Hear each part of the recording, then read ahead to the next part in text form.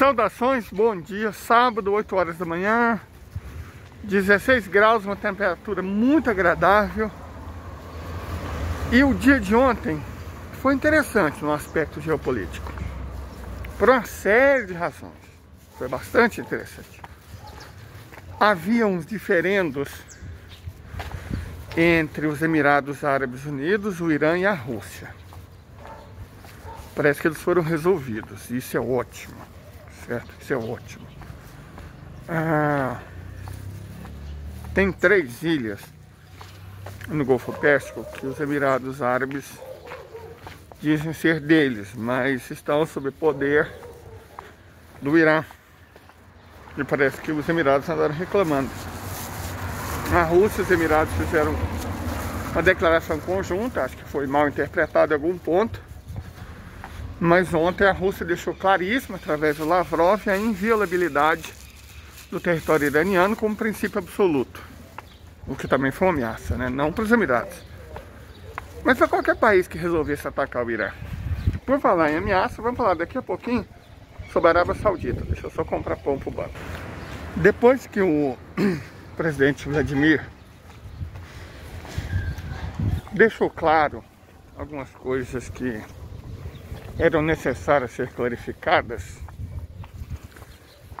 após a explosão do drone em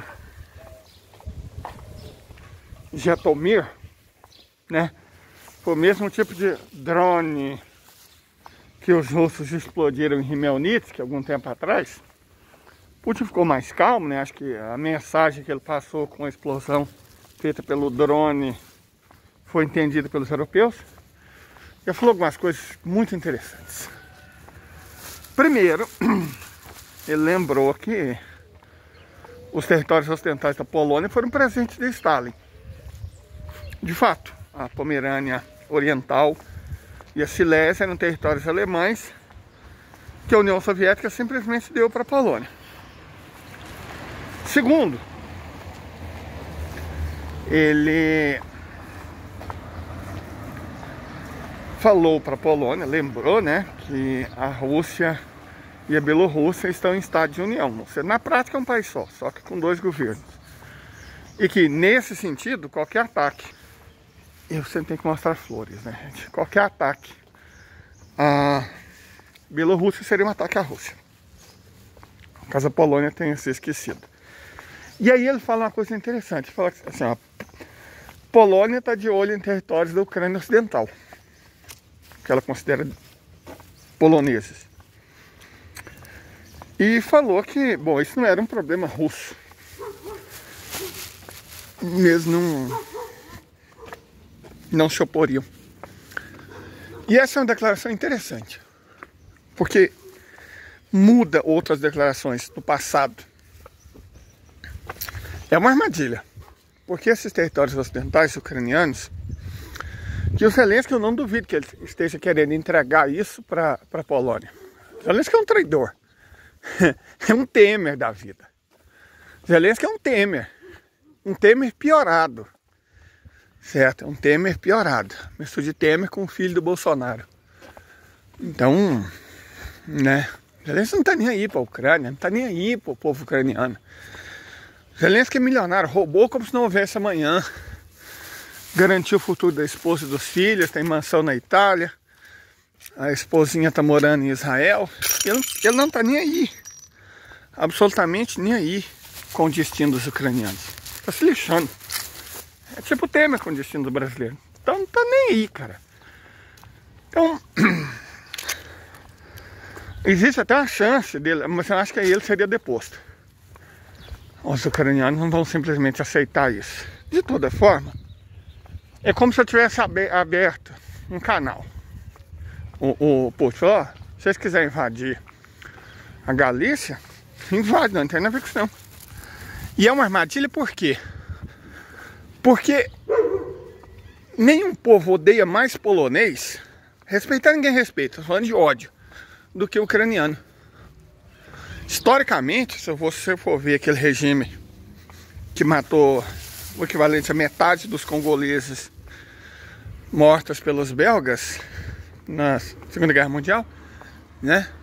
Se você for ver aquele regime, o país onde o Adolf encontrou mais entusiastas foi exatamente a Ucrânia. E a Ucrânia massacrou 1,5 milhão de poloneses. Caso os próprios poloneses tenham se esquecido disso. A Ucrânia exalta a figura do Bandeira, que promoveu massacres ativos, não só contra judeus, mas contra poloneses, certo? Então, se a Polônia invade a Galícia Oriental, eles vão incorporar muitos ucranianos no próprio território. E a chance disso dar certo é nenhuma. Porque os ucranianos são um povo muito complicado. E que odeia polonês. A Polônia perderia a paz, uma vez para sempre. E o Putin sabe disso. Putin sabe disso. Então, você pega... E outra coisa, alguém vai ter que assumir as dívidas que a Ucrânia fez. Pode ter certeza absoluta que não vai ser a Rússia. Certo? Ter certeza absoluta.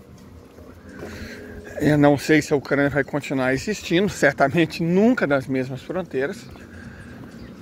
Mas se a Polônia anexar, em tese, ela assume as dívidas. A Rússia não, porque ela venceu a guerra. Então, os custos é azar do perdedor. É assim que funcionam as guerras. Aí se você incorpora um lado, bom, a Polônia está caçando encrenca para si mesma. A Polônia está caçando sarna para coçar. E tudo que o Putin está fazendo, mas se vocês querem, cara, nós não vamos nos opor. Invadam, ocupem, façam o que vocês quiserem.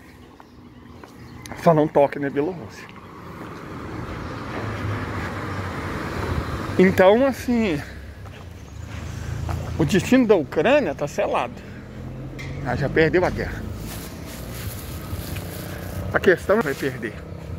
O que mais ela vai perder? Vai depender deles, eu não diria do Zelensky, porque se depender do Zelensky, eles vão perder tudo. Absolutamente tudo.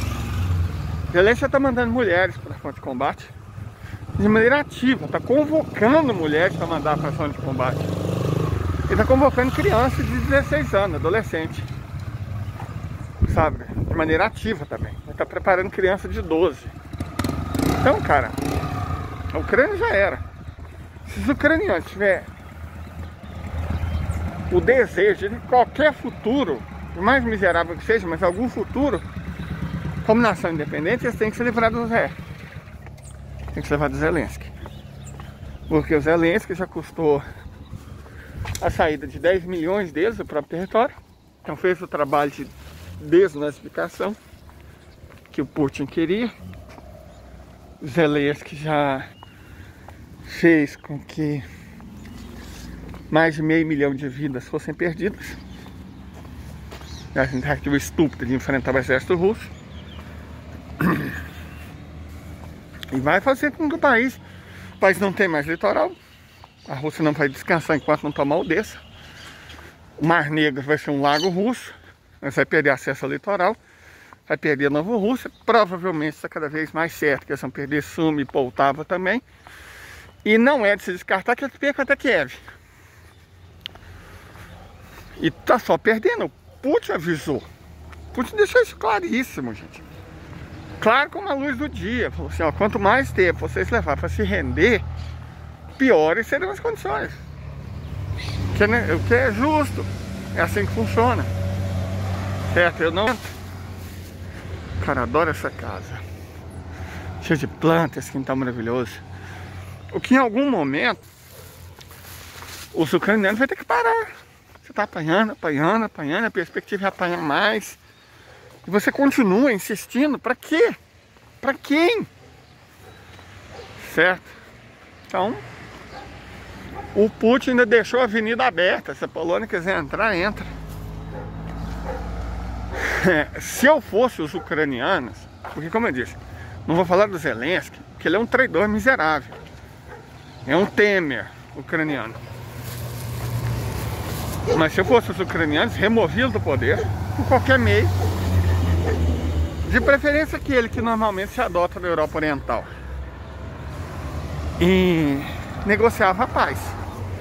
Negociar a paz é rendição incondicional e implorar misericórdia. Certo? A OTAN está usando a Ucrânia. Estava querendo a Polônia. Só que o drone, né, que explodiu em Jotomir, deixou claro que os russos não vão tolerar que a Polônia dê uma de Ucrânia para cima deles. Então, aquela braveza toda da Polônia, dos três patetas do Báltico, Estônia, Lituânia e Letônia, aquilo acabou. Que a Rússia deixou algumas coisas muito claras que parece que esses idiotas se esqueceram, né? Tá falando de cogumelo. Então, as coisas na Europa estão muito perto de se decidir. Muito perto.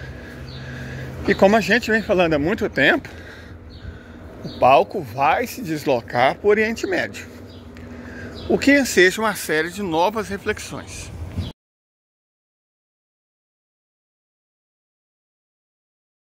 Depois do nosso intervalo comercial, vamos falar sobre o Oriente Médio.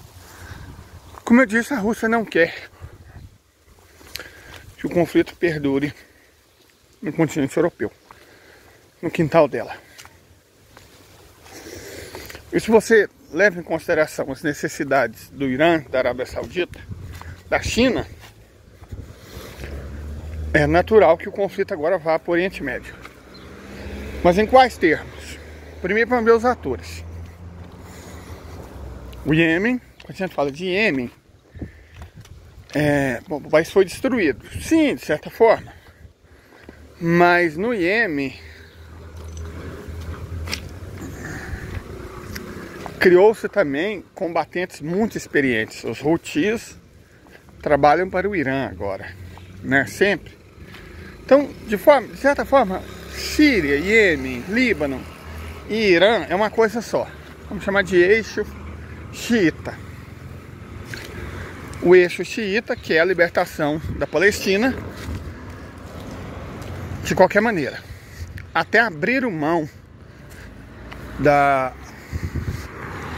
uma coisa que eles sempre exigiram, que era a entidade sionista deixar de existir. Mas a Palestina tem que ser livre. Isso é um ponto imperativo. Jerusalém Oriental tem que ser capital. E Jerusalém Oriental volta para o mar. O conjunto das nações islâmicas. Isso é um ponto inegociável. A Arábia Saudita concordou com o Irã.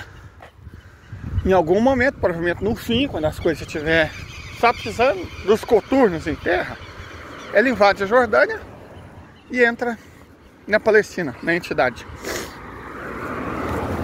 O Bin Salman, ele não quer só ser rei, ele quer ser califa. E para isso ele tem que unificar as cidades sagradas do islamismo. Ele já tem duas, Meca e Medina, falta Jerusalém. É uma excelente oportunidade para ele colocar a mão em Jerusalém Oriental. Ou pelo menos ficar muito perto dela. Transformar Jerusalém Oriental numa espécie de Danzig. No que Danzig se tornou Danzig, Trieste, entre a Primeira e a Segunda Guerra. Certo? Porque aí você coloca, não precisa ser toda Jerusalém, não precisa ser a Palestina. A Arábia Saudita não quer a Palestina, a Arábia Saudita quer Jerusalém Oriental. Você deixaria a parte ocidental sob o comando de um estado tipo palestino, mas onde cristãos, judeus e muçulmanos convivessem, como era no passado. Abre-se mão da existência de um estado judeu para a criação de um estado palestino, que implica que um estado israelense talvez deixe de existir. Certo? Até porque eles precisam da cunha no deserto de Negev. Precisam de uma ligação direta entre Ásia e África que não possa ser interrompida pelos israelenses. Então, as opções de Israel, no fim de tudo, vai ser deixar de existir enquanto Estado ou aceitar novas fronteiras e novas realidades. E aí você vai ter que fazer uma migração do tipo ucraniano também. Assim como a Ucrânia teve que se livrar dos seus fachos, 10 milhões saíram do país.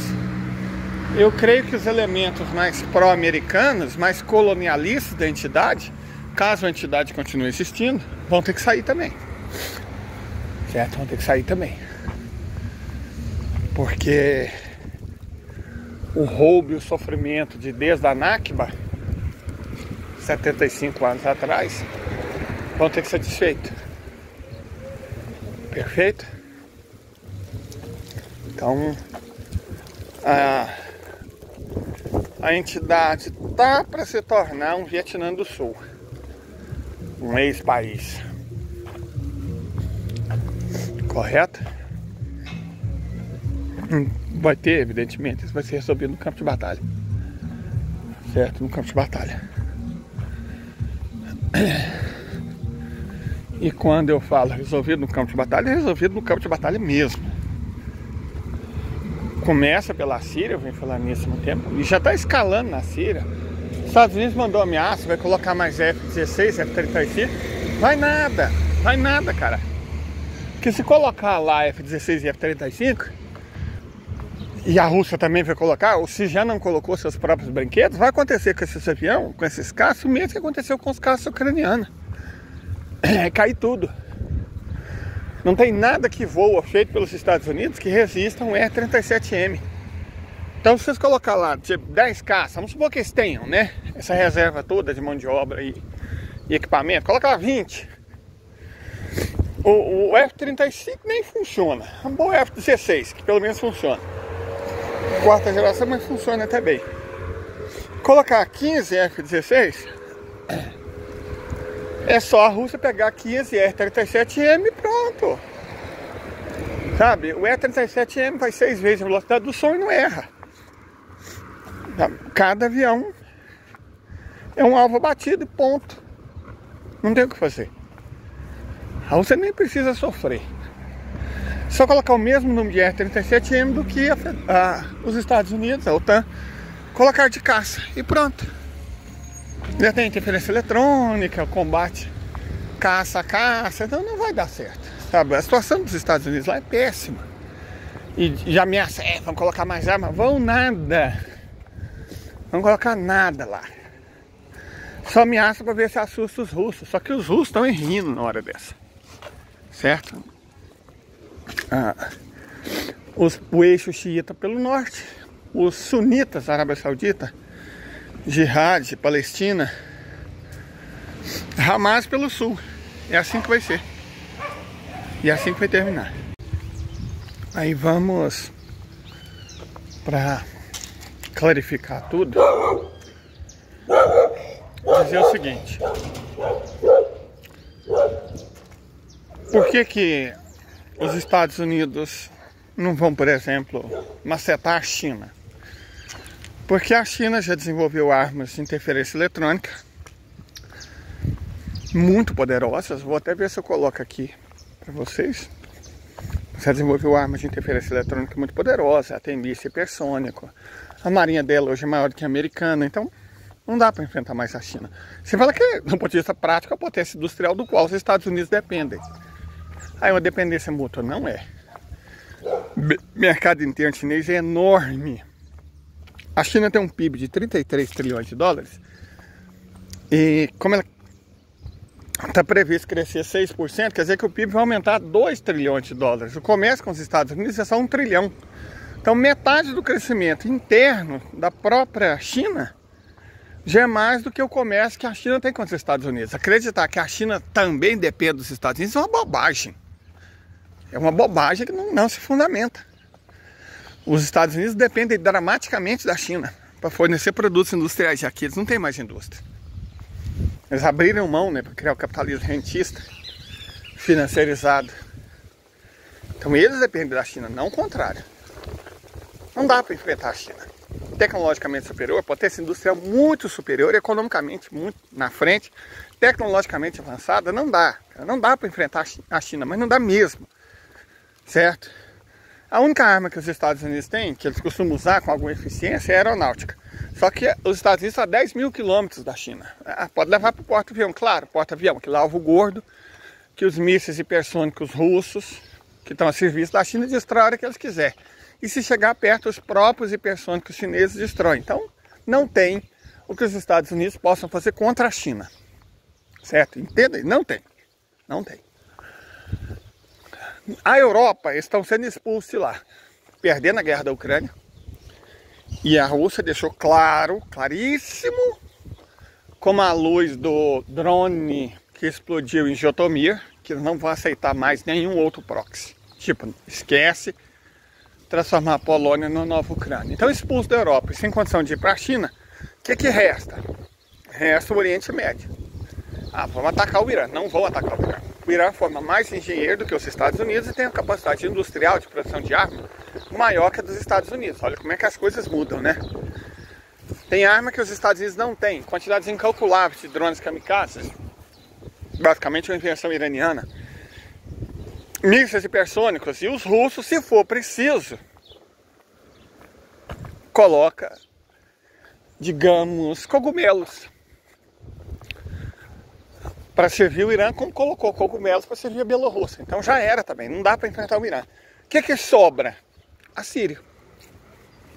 Sobra a Síria. Mas é exatamente isso que os russos querem. Porque aí todas as forças sionistas vão para o norte, dá uma localização de onde estão as armas, onde está os quartéis, onde está tudo, né? Os satélites russos vão pegando, anotando, guardando. Na hora H, pum, pum, pum, pum, pum, apaga tudo. E o Egito entra pelo sul, através do Sinai e Gaza, e a Arábia Saudita entra pelo leste, através da futura província saudita da Jordânia. E aí liquida, acabou. Finalmente o Ocidente termina. Toda a miséria que começou em 1415, com a tomada de Ceuta pelos portugueses, a criação do capitalismo, né, a consolidação do capitalismo e do Ocidente, acaba de uma vez por todas. Civilização ocidental, enquanto poder mundial, vai ser só mais uma, e o capitalismo acaba de uma vez só, no mesmo ato. E é o que a gente está esperando, é o que nós acreditamos. Então é isso, tenha um ótimo dia, muito obrigado por nos assistir até aqui e até mais.